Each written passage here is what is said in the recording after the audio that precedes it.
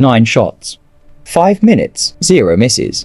And not a single person on that battlefield knew who fired them. While an elite SEAL team was pinned down in an Afghan valley outnumbered, outgunned, and 22 minutes away from a PASH support, someone was watching from 800 meters above, silent, still, completely invisible.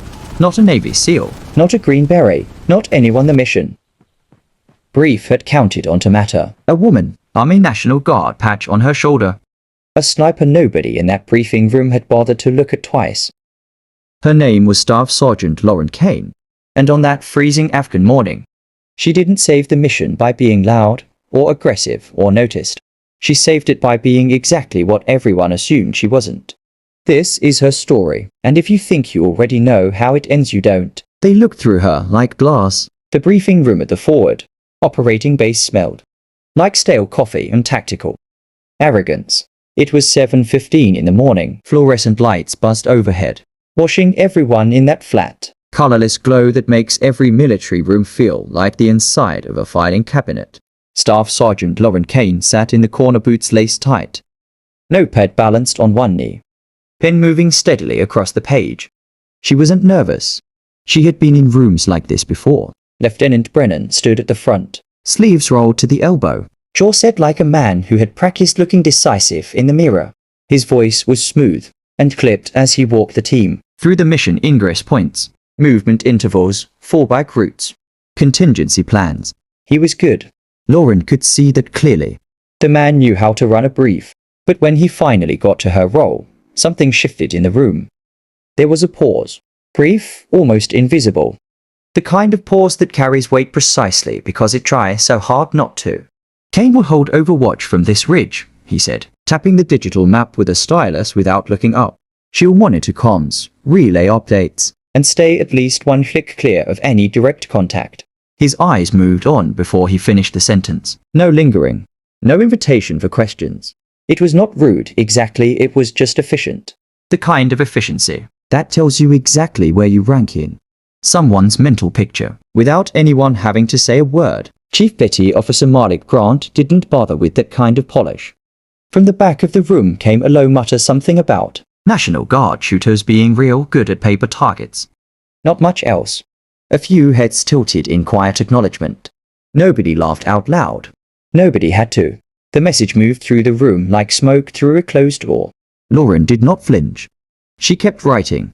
She had been through this before, the deliberate non-acknowledgement, the assumption wrapped in professionalism, the way a room full of decorated operators could make you feel like furniture without ever raising their voices. She understood what was happening the way you understand weather, not something to argue with, just something to account for. What she did instead was build a list in her head. Grant's magazines were taped wrong, double stacked, in a way that looked clean but would cost him a full second on a speed reload under pressure. Rodriguez had his radio antenna sticking up just enough to break his silhouette against the tree line. The team's movement plan called for 5-meter intervals in dense forest. Too tight for the cover the valley offered, too predictable for a well-prepared ambush. She identified 2 high-risk choke points on their projected path, flagged them both mentally, assigned distance calculations to each one. No one had asked for her input, so she offered none. She just noted the blind spots, memorized the distances, and waited. Her father's voice came back to her the way it always did when rooms got like this, steady and low, arriving from somewhere just behind her left ear, like it had been stored there for exactly this kind of moment. Pride deafens men, he used to say. Assumptions bury them. When the briefing ended, the team moved out fast. Lauren stayed behind on purpose, letting the noise clear, giving herself space to think without anyone watching her think. She checked her gear methodically, not because she didn't trust her own preparation, but because methodical was how she stayed calm, and it was how she had always stayed calm, going all the way back to a fence post in Montana and arrested spotting scope and a grandfather who taught her that stillness was not weakness. Stillness, he said, was ammunition. Montana, iron sights, and a legacy built in the hands. To understand what Lauren Kaine did on that ridge, you have to understand where she came from. Because people like her do not appear out of nowhere. They are built slowly, deliberately, over years by specific hands and specific lessons and a particular kind of love that looks a lot like discipline from the outside. Lauren grew up in rural Montana, in a house where winter arrived early and stayed longer than it had any right to, and where they always carried that specific combination of pine and cold steel that stays in your memory the way almost nothing else does. Her grandfather had fought at Heartbreak Ridge in Korea. He came home with a rusted spotting scope, a long scar across his chin, and a voice that never rose above a whisper. He taught her to shoot when she was barely tall enough to see over a fence post. He didn't make it a lesson. He made it a conversation. He would kneel beside her and explain the wind, the distance, the way your own breath could ruin a perfect shot if you didn't learn to make it part of the rhythm, instead of fighting against it. He talked about patience like it was a physical skill, something you could train the same way you trained your hands or your eyes. Patience, he told her, was not waiting. Patience was paying attention while everyone else got restless. Her father had served as an army captain. He came back from Fallujah with shrapnel embedded in his back and a right arm that barely worked at full capacity anymore, but his hands could still steady her aim. Every Saturday morning, while other kids her age were watching cartoons, Lauren was prone in the backyard, lining up tin cans at 80 yards with a .22 rifle and no optics. When she missed, she had to explain why. Not to apologize, not to feel bad about it, but to understand. Her father believed that understanding a mistake was the only real way to prevent it from hardening into habit. So they would sit with it together, sight picture, trigger squeeze,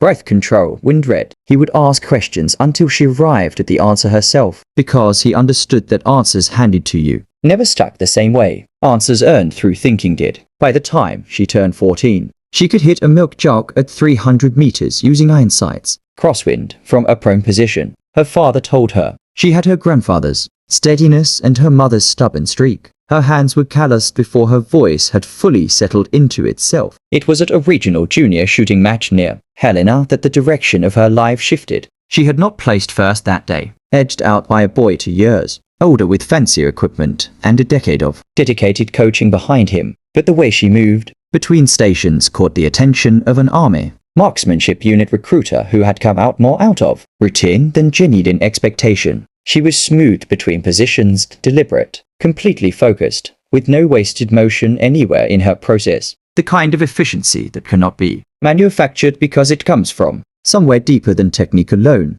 He approached her afterward, told her she had something most shooters didn't. She didn't say much in return, just nodded, shook his hand, and asked one specific question about what the actual path forward looked like. That moment was Lauren Kaine in miniature. She didn't need the flattery. She needed the map. At 18, she enlisted and shipped to Fort Benning. She trained like she had something to prove, which she did. But not to any single person or institution. She had something to prove to herself, which is a harder and more honest kind of pressure than external validation ever produces. She became the youngest distinguished riflewoman in her battalion. She was the only woman in her sniper qualification course. 43 students started that course. 28 graduated. She finished in the top 5. There was no ceremony, no applause. She packed her gear and moved on to the next thing, the way she always had. For 3 years, she competed internationally long-distance precision events, moving targets, dynamic weather conditions, high-pressure scenarios designed to expose every weakness a shooter carried. She brought home hardware, but what stayed with her was the education that no two shots were ever the same, that conditions were always variables, and that the only constant a shooter could truly rely on was discipline and preparation. When the army tried to keep her stateside as a competitive shooter, a genuine honor, not nothing she pushed back. She put in for every combat-related slot she could find, got turned down, put in again, got turned down again, put in a third time with documentation and the kind of quiet persistence that wears administrative resistance down the way water wears down stone. Eventually, she got orders for Ranger School. The men there did not know what to make of her. She did not show up to be understood. She showed up to pass. And she did not easily. Not without cost, but completely. Afghanistan came next. She did not go to prove anything to anyone who had ever dismissed her in a briefing room. She went because she believed that somewhere out there, someone might need a shot that only she could make. She went because her father had told her that shooting without purpose was just expensive noise. And Lauren Kaine had never once pulled a trigger without knowing exactly what it was for. 700 meters. Nobody watching. Nobody asking. She made the climb alone. 700 meters of steep, uneven terrain, the kind of ground that punishes hurry and rewards every form of patience you have ever developed. She followed the same route she had scouted 2 days earlier, on her own time, with a range card in one hand and a compass in the other. No one alongside her and no one who had asked her to do it. She had done it because Overwatch is not just a position on a map. It is a relationship with terrain, and relationships require time and attention that cannot be substituted with satellite imagery and assumptions made in a warm briefing room. By 8:30 in the morning, she was prone in a bed of rock and low brush, her M110 sniper rifle resting clean and steady across its bipod, the barrel pointed down into a valley that was still, half swallowed by morning shadow, and thin cold mountain air whined out of the west. 3.2 meters per second, stable. She dialed in her scope and settled into the familiar world behind the glass. The optic brought the valley floor up sharp and clear tree lines, rock faces, shadow pockets, movement corridors. She built a mental picture of the ground the same way her grandfather had taught her, not by looking for threats, but by learning the landscape well enough that anything wrong would announce itself to her eye before her. Brain had fully processed why. Below, the SEAL team advanced through the tree line in a tight, straight line formation, 5 meters between operators in most spots, maybe less where the terrain compressed their spacing. A textbook movement pattern that would have served them well in open desert. In dense, broken forest with variable elevation on 3 sides, it was a different calculation. Their silhouettes moved in a predictable rhythm, trained, professional, and walking directly toward the first of the 2 choke points she had flagged during her solo reconnaissance 48 hours earlier. She said nothing. She watched. At 8:47 in the morning, something on the opposite slope announced itself. A flicker, less than 1 second in duration. Not sunlight, the angle was completely wrong for that. A reflection without a natural source. A shimmer that did not belong to rock or pine or morning frost. 20 meters up the opposite slope, tucked in deep shadow behind a cluster of boulders and pine, something had caught the light in a way that terrain simply does not. She adjusted parallax and blinked once to reset her eye. Blind tape, possibly optics glass, and below it a bush that had not been present during her reconnaissance 2 days ago. Taller than the surrounding vegetation by roughly 8 inches, completely, unnaturally still in a wind that was gently moving everything around it. Her chest tightened not with fear, but with the specific, focused sensation of recognition. The feeling of a signal separating itself from background noise. She identified that position.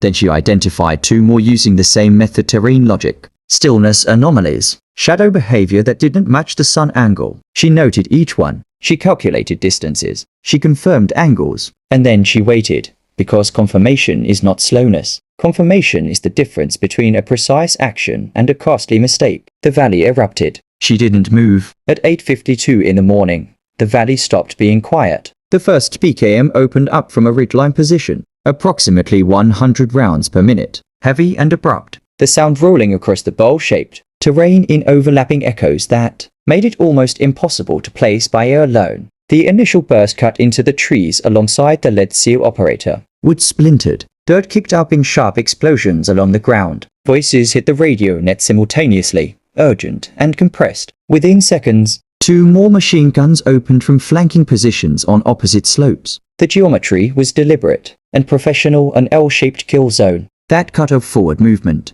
and made any retreat across open ground extremely dangerous.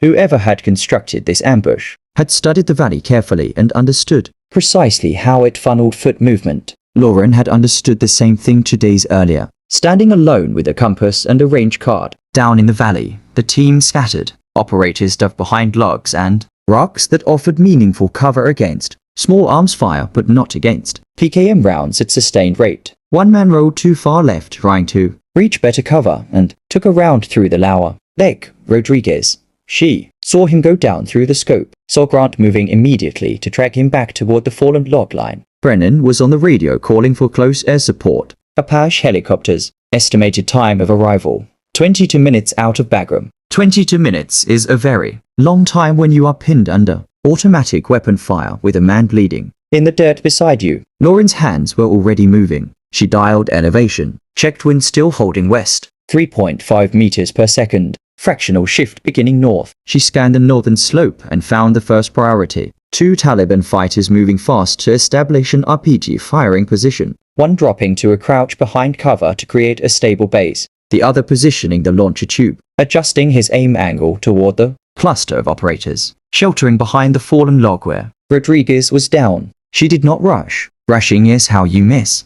And she could not afford to miss. Not today. Not with these margins. Not with men's lives sitting in the space between a good shot and a hurried one. Her breathing dropped into its rhythm, the one that lived below thought, below calculation, in whatever part of a person is formed by 10,000 hours of stillness and deliberate practice. In out, the world narrowed to a cone of absolute clarity. The first shot broke at 740 meters. The suppressor absorbed the report, down to a sharp mechanical crack that didn't carry far through the noise of the firefight below. The recoil moved through her the way it always did, absorbed, anticipated, already accounted for. The round struck the RPG gunner high in the chest, left of center. He dropped without a sound, the launcher tilting sideways in the dirt beside him. She cycled the bolt without looking away from the scope. The second man reached for the launcher. She led him by a foot, reading his movement, calculating where he would be when the round arrived, and pressed the trigger. The shot caught him in the lower ribcage as he twisted toward the weapon. He folded into the brush and did not move again. Down in the valley, the SEAL team had no idea where those shots had come from. They only knew the two immediate threats had simply ceased to exist. On the radio net, there was a half-second of confused silence beneath the continuing chaos. The sound of men trying to process something that didn't fit their picture of the battlefield. Lauren had already shifted her position by 4 inches and was already scanning for the next problem. 1 round every 4 seconds. No panic, no hesitation. For the next 3 minutes and 40 seconds, Staff Sergeant Lauren Kaine worked through that ambush the way a surgeon works through a procedure, by priority, by sequence, by the discipline of never letting urgency replace judgment. She triaged threats by weapon type first, then by position, then by movement pattern. RPG teams before PKM crews, flanking positions before fixed ones, fighters in motion before fighters already set and waiting. At 600 meters, a 2-man RPG team shifted out of concealment on the western ridge face. The gunner dropped to one knee to establish a stable base. His loader moved to unclip the launch tube from his back. They were fast and trained. Lauren was faster. 1/2 mil right for wind drift. 2 clicks of elevation adjustment confirmed for the distance and angle. She pressed the trigger on the exhale. The round hit just below the collarbone, spinning the gunner backward of his knee. Before the loader had time to fully register what had happened and drop prone, she had cycled the bolt and fired again. That shot landed center mass. He folded like the decision had already been made for him. She moved immediately. 4 inches right. New position. New sight picture. The PKM team she had tracked from the beginning had repositioned during the opening chaos, crawling toward a break in the terrain that would give them an enveloping angle on the team's exposed left flank. She watched the gunner drag the bipod legs into the dirt. The assistant gunner began feeding belt ammunition. Neither of them had seen her. Neither of them understood the geometry of their situation was already decided. 750 meters. Uphill angle. Left to right wind drift now confirmed at 3.8 meters per second. She adjusted. She squeezed. The round hit center, just below the sternum. The assistant gunner flinched hard, pushed himself upright, and ran. She cycled the bolt and hit him before he covered 5 paces. Radio traffic spiked. Brennan was calling grid coordinates he wasn't fully sure about. One operator was running critically low on ammunition. Another was trying to cover the left flank alone with his rifle on burst fire. The panic in the transmissions was controlled. These were professionals, but the edges of it were audible. The sound of men doing math in real time and not liking the numbers. No one knew who was helping them. They just knew that somewhere above them, something was laying down perfect, systematic, impossible fire on a timeline that made no sense for a single shooter working alone under those conditions. At 800 meters to the southeast, a man in a black chest rig moved between rock outcroppings with the deliberate, coordinated movement of someone giving orders rather than receiving them. He carried a radio in his left hand and moved like a man who expected to win this fight. He stopped near a ridge break and keyed the radio, pausing in the open, because commanders sometimes forget that stillness in the wrong place is its own form of visibility. Lauren tracked him across 30 yards of broken terrain as he moved. She led him by 2 feet and fired when he paused to transmit. The round struck just beneath the clavicle. He dropped mid-transmission. In the valley below, the ambush began to fracture. Not because of the Apaches, they were still over 15 minutes out. Not because of the SEAL team's return fire, which was still pinned and reactive. It fractured because the command structure guiding the attack had gone silent, and because the fighters executing it were being removed from the equation, one by one, with a precision and a Patience that produces a very specific kind of fear. The fear of an enemy you cannot see, cannot locate, and cannot predict. She took down a spotter who had begun crawling into a secondary sniper position on the eastern rim, moving slowly, using dead ground expertly, doing almost everything right, except accounting for someone who had walked that ridge 2 days ago and memorized exactly what each approach route looked like. She dropped a runner crossing the rear line with a load of RPG ammunition, caught him in a shadowed draw between two rock faces at 420 meters, moving fast with his head down. She engaged a fighter, advancing through a ravine on the southern approach who had nearly close to supporting distance of what remained of the PKM position. He raised his rifle. He dropped before he could use it. Her breathing never changed, 1 round every 4 to 5 seconds. No wasted motion, no second guessing, just the work exactly as she had trained for it, with purpose and patience, and the quiet knowledge that every shot had a reason behind it, going all the way back to a fence post in Montana, and a grandfather with a rusted spotting scope who taught her that the most powerful thing a person could develop was the ability to be completely still when everything around them was not. At 9:14, she clicked her radio handset twice. A pause, 2 more clicks. Down in the valley, Brennan stopped mid-transmission. The clicks didn't match any established code, but something about the timing, the pattern, the context of what had been happening for the past 4 minutes made him go quiet. Then, barely audible over the ongoing radio noise, came a low murmur from one of the operators. Half disbelief, half something that sounded like relief, finding its way through exhaustion and adrenaline. Someone was up there. Someone had been watching the whole time. Lauren returned to her scope and kept working. When the gun stopped, she was already packing up. At 9:17 in the morning, the first Apache helicopter cleared the southern ridge. The rotor wash preceded it that building, thumping pressure that combat veterans learn to recognize before the aircraft itself becomes visible. The chain gun spun up, and the last organized resistance scattered into brush and broken terrain. Above the tree line, Lauren lowered her rifle. Her hands were steady. Every round confirmed. Every shot accounted for. 9 engagements. 9 outcomes. No misses.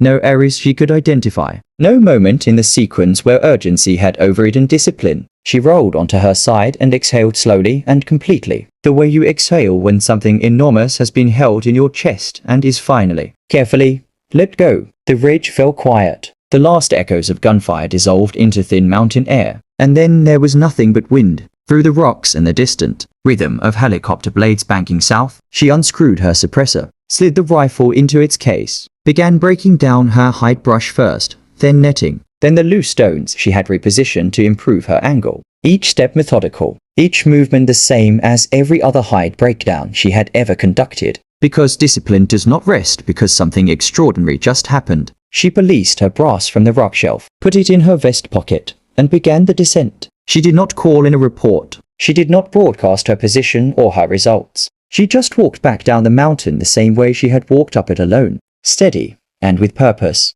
No ceremony, no speech, just one moment that said everything. That evening, back at the operations center, the fluorescent lights buzzed the same as they always did. Lauren stood near the comms board in her dusty fatigues, holding a lukewarm cup of coffee she was not really drinking, running the day back through her mind the way she always did after an engagement. Not to relive it emotionally, to audit it, to find anything she could have done better, faster, or with less exposure. Lieutenant Brennan approached slowly, helmet under his arm, sleeves still rolled, a different weight in his voice than had been there in the morning briefing, the weight of a man recalculating something he thought he had already figured out. He said she had saved them, that without the overwatch fire in those first 4 minutes, before the Apaches arrived, before any support reached the valley floor, the outcome would have been different in ways. He did not want to finish calculating out loud. He said he had been wrong about the assignment, about the assumption underneath it, about what her presence on that mission had actually been worth. Lauren nodded.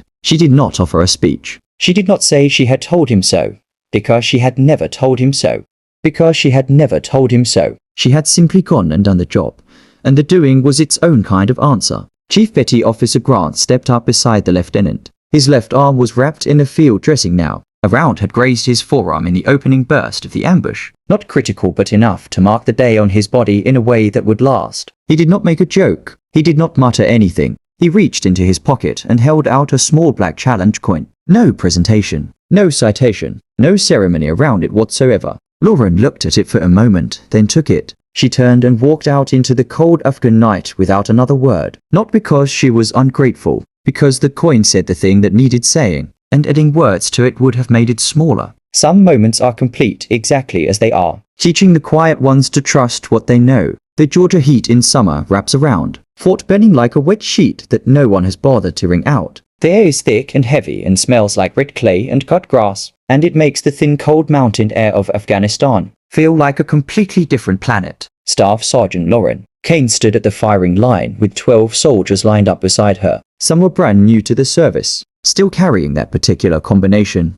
of eagerness and uncertainty you only see in the first weeks. A few wore combat patches on their right shoulders. All of them were listening. She walked a row without raising her voice. She checked stances, breathing patterns, trigger discipline, grip pressure, and the angle of each soldier's shoulders over the stock. When something needed correcting, she corrected it clearly and specifically, not with frustration, not with condescension, just with the calm precision of someone who understands exactly what each small adjustment produces downrange. When she stopped at the center of the line and turned to face them, the range went quiet the way it does when people sense instinctively that what comes next is worth paying attention to. Shooting without purpose, she said, in the same quiet voice she had inherited from a grandfather with a rusted spotting scope and a scar across his chin, is just expensive noise. No one questioned her tone. No one needed to. Word had traveled not in headlines or official briefings or award citations. Read aloud information. It had traveled the way real things travel in military circles,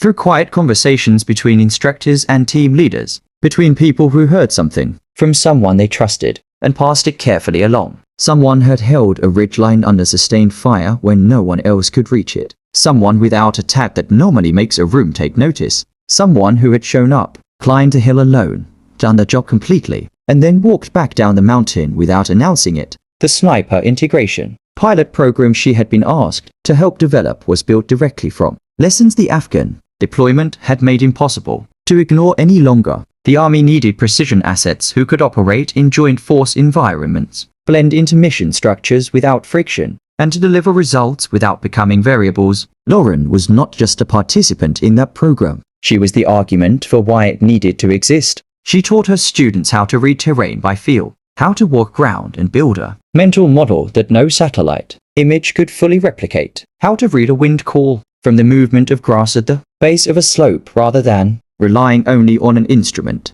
how to remain still for stretches of time that most people would find unbearable, and how to find in that stillness not discomfort but clarity. She taught them real patience, not the patience of tolerating boredom, but the patience her grandfather had described as paying attention while everyone else gets restless. She taught them how to prioritize under pressure without letting pressure become the thing driving the decision, how to triage a complex, rapidly evolving situation into a sequence of single, manageable actions, and how to execute each one with the same discipline you would bring to a controlled range exercise on a clear day with no stakes at all. And most of all, she taught them something no technical manual contains: how to lead without needing to be seen doing it, how to do the most important thing in the room without requiring the room to acknowledge it, how to find meaning in the work itself, rather than waiting for recognition to confirm that the work was real. She had learned that lesson not from a class or a formal program. She had learned it from a briefing room where nobody asked for her range card, from a valley where nobody knew her call sign,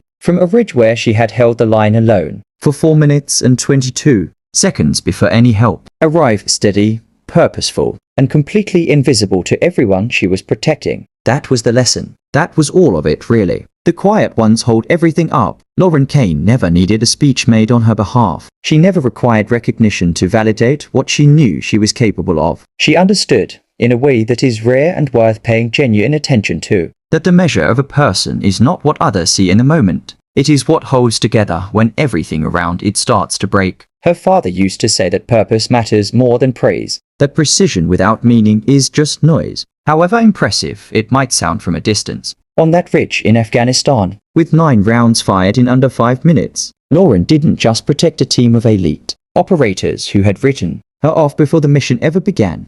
She demonstrated something that goes well beyond marksmanship or military skill or any particular measure of physical toughness. She demonstrated what happens when a person has been built correctly, by the right hands, over the right amount of time, with a clear understanding of what the work is actually for. She was overlooked. She was underestimated. She was assigned a position on the edge of the action and told, in every polished and professional way available, that the edge was where she belonged, and from that edge she saved everything. That is the lesson Lauren Kaine carries into every class she teaches, every firing line she walks, every quiet correction she offers. To a young soldier just beginning to understand what this work requires of a person, the quiet ones do not always announce themselves. They do not always arrive with the credentials that make a room take notice. Sometimes they sit in the corner with a notepad, building lists in their heads of things nobody bothered to ask them about. But when the moment comes, when the valley erupts, and the radio fills with panic and the mathematics